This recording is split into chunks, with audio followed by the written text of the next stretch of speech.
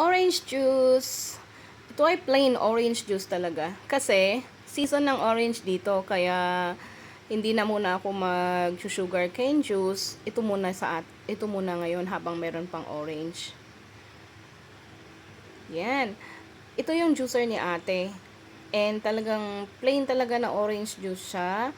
And dalawa yung in-order ko dito kasi bibilhan ko din yung isang kasama ko na Pinay na bago sa school.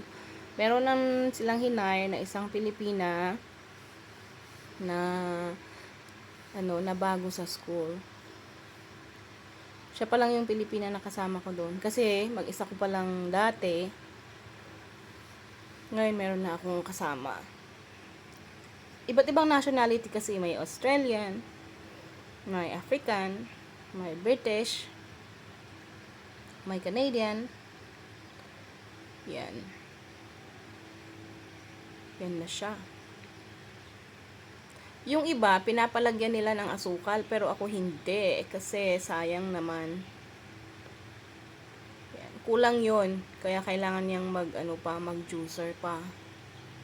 Kasi ako binabantayan ko talaga. Kasi yung ibang shop, pag kulang, lalagyan na lang yan ng ice, hindi naman mahahalata. Pero ako binabantayan ko para makita ko. Kasi may level yan siya dapat.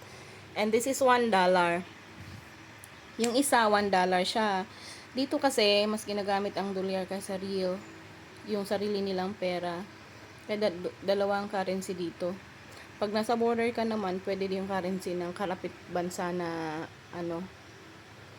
na nandun. Yan. Nagdagan na niya. Kasi suki niya ako, kaya buti na lang hindi naman niya ako nilalamangan. Tapos, lalagyan yan siya ng ice.